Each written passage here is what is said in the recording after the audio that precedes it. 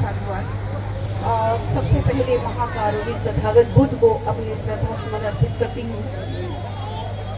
परम पूज्य विश्वरतन बोधिसत्व, भारत के संविधान के निर्माता, हम नारियों के मुक्तिदाता, ऐसे महामानव को कोटि कोटि नमन करती हूँ। त्याग बलिदान की मूर्ति माता रमाबाई जी, उनको कोटि कोटि नमन करती हूँ। और शिक्षा का बीज रोपित करने वाले महामना ज्योतिबा फूले, माता सावित्री बाई फूले जी को कोटि कोटि नमन करती हूँ।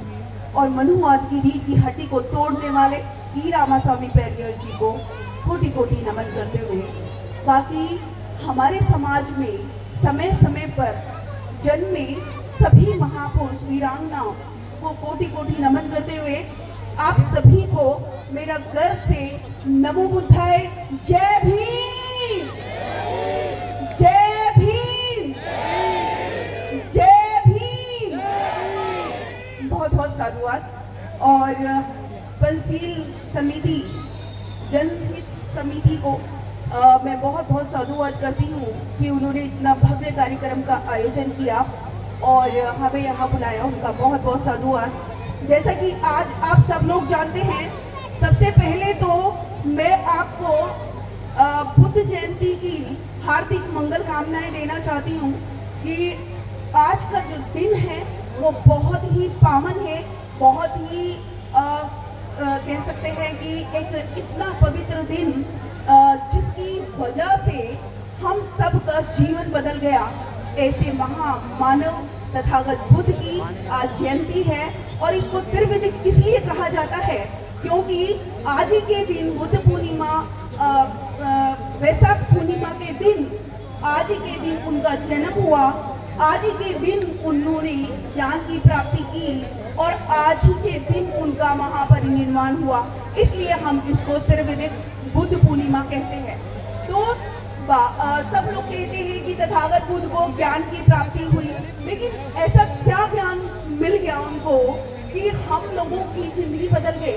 तो वो आपको दो चार बातें मैं आपको बताना चाहती हूँ कि तथागत बुद्ध ने सत्य को जाना।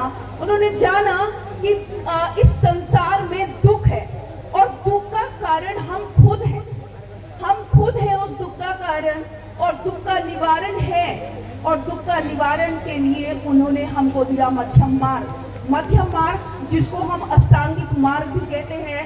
साथ साथ उन्होंने हमको दिया पंचशील, और पंचशील जिसने भी अपने जीवन में उतार लिया वो सुखी तो होगा ही, साथ में जो सुख की अनुभूति उसको होगी वो हम महसूस कर सकते हैं तथागत बुद्ध के मार्ग पर चलकर। इसीलिए तथागत बुद्ध ने कहा कि कोई ईश्वर नहीं, कोई ऐसी कोई शक्ति नहीं जो आपको आपके दुखों से आपको मुक्ति दिला सके।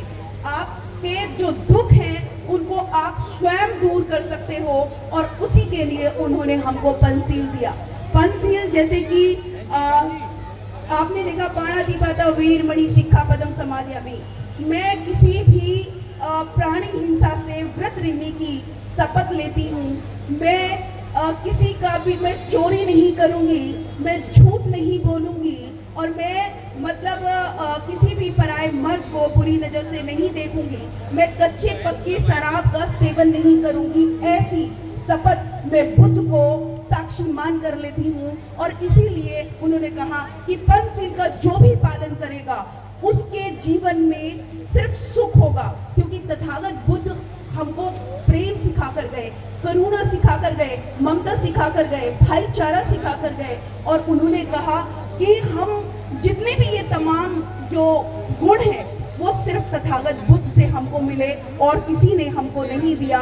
और उन्होंने कहा कि जिस भी इंसान ने अपने ऊपर विजय प्राप्त कर ली, यानी कि जो जेलस भावना हमारे अंदर निकलती है, जो झूठ बोलने की प्रवृत्ति हमारे अंदर है, जो दूसरों को पीछे खींचने की जो प्रवृत्ति हमारे अंदर है, वो हमारे अंदर नहीं होनी चाहिए।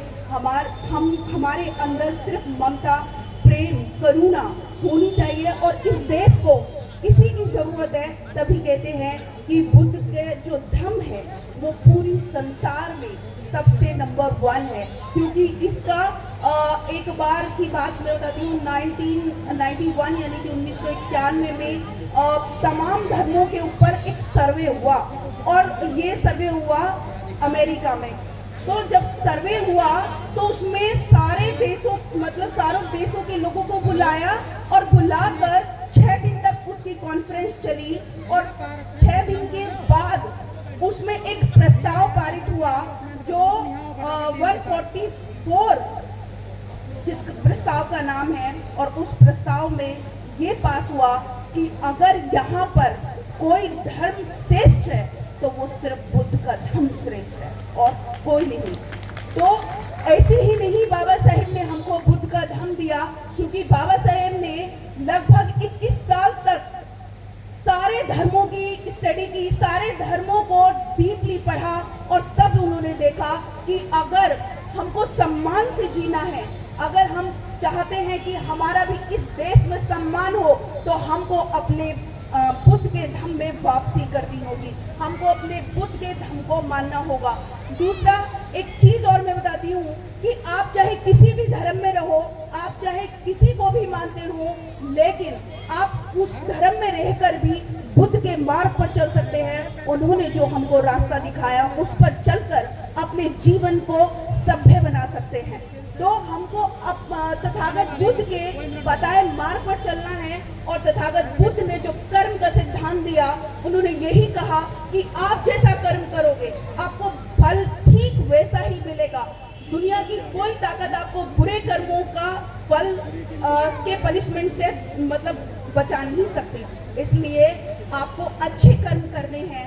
अगर हम अच्छे कर्म करेंगे तो हमको अच्छा फल मिलेगा, और अगर हम बुरे कर्म करते हैं तो हमको बुरा फल मिलेगा, क्योंकि हमारे कर्म ही हमारे पास लौट कर आते हैं। तो हमको ये अंधविश्वास, ये पाखंड हमको छोड़कर अपने बच्चों की एजुकेशन पे ध्यान देना है, क्योंकि अगर एजुकेशन होगी तो ही हम तरक्की कर पाएंगे, तो ही हम आगे बढ़ पाएंगे, नहीं तो कोई दूसरा विकल्प नहीं जो कि हम आगे बढ़ जाएं।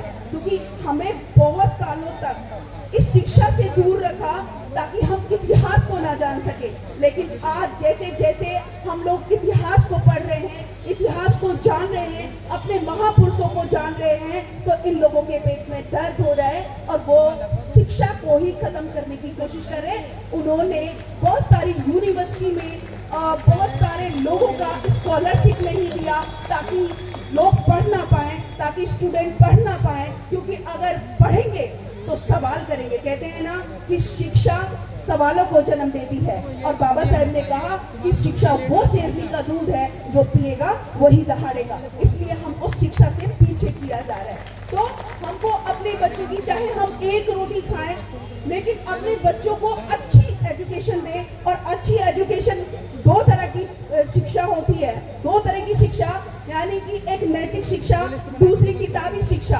किताबी शिक्षा लेकर आप अपने आप को गुलाम से दूर नहीं कर सकते, क्योंकि बाबा साहब कहते हैं कि हमारे दिमाग में जो पिंजरा है वो नैतिक शिक्षा से या महापुरुषों को जानने से निकलेगा। इसलिए वो कहते हैं कि निकाल लाया हूँ पिंजरे से मैं इनको, लेकिन अभी इनके दिमाग में से पिंजरा निकालना बाकी है।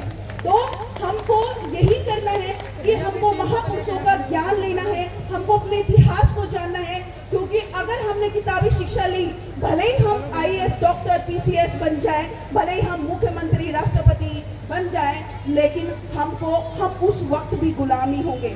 और उसका लाइव एग्जाम्पल आप जो पूर्व राष्ट्रपति थे कोविंद जी, उनको भी ले सकते हैं, और जो वर्तमान में जो राष्ट्रपति हैं मुर्मू जी, उनको भी ले सकते हैं। तो हमको अगर आजाद होना है, हमको अगर इस गुलामी को छोड़ना है, तो हमको बाबा साहेब के बताए हुए रास्ते पर चलकर बुद्धिज्म को अपनाना होगा, क्योंकि बुद्ध का धर्म ही एक करुणामयी धर्म है जो मानवता सिखाता है, जो इंसानियत सिखाता है, और बुद्ध के धर्म से श्रेष्ठ और कुछ भी नहीं। तो इसी के साथ मैं अपनी वाणी को विराम करूंगी, क्योंकि बहुत सारे वक्ता हैं, और हमारी बहन कांता जी भी कि जय भीम से बड़ा कोई मान नहीं, जो जय भीम का ना हुआ वो इंसान नहीं। जय भीम से बड़ा कोई मान नहीं, जो जय भीम का ना हुआ वो इंसान नहीं। लोग पूछते होंगे पत्थरों को, लेकिन जय भीम से बड़ा कोई देने वाला भगवान नहीं। एक बार इसी के जोरदार साथ तालियां। अपनी वाणी को विराम करूंगी। आपने मुझे सुना, बहुत बहुत साधुवाद। नमो बुद्धाय, जय भीम।